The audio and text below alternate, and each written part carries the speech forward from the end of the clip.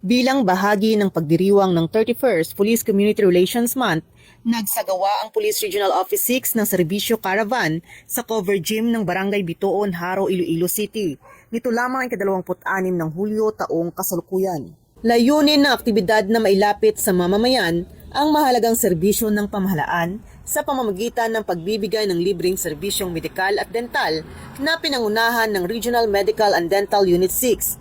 Bilang bahagi ng aktibidad, naghatid din ang mga kapulisan ng libreng gupit at serbisyo sa pagkuha ng National Police Clearance. Hatid din ng nasabing caravan ang one-stop shop kung saan maaaring mag-avail ng serbisyo mula sa PhilHealth, Social Security System, Philippine Postal Corporation, Philippine Statistics Authority, TESDA, Adventist Medical Team Iloilo Chapter at Department of Health. Pinangunahan ang programa ni Acting Regional Director, Police Brigadier General Randolph T. Tuanyo, na kinatuwanan ni Police Colonel Jerome D. Apuyog Jr., Chief of the Regional Staff, na binigyang diin sa kanyang mensahe ang kahalagahan ng pagpapatibay ng ugnayan sa mga komunidad upang makamit ang tunay na kapayapaan at kaayusan.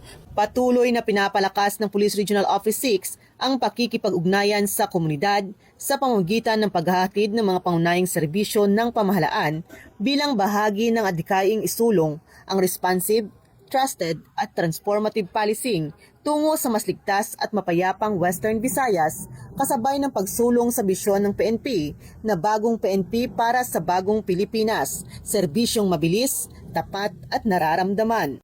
Mula dito sa Western Visayas, ako ang inyong PNN correspondent, Patrolwoman Charmaine Balunsat, alagad ng batas, tagataguyod ng Balitang Pulis.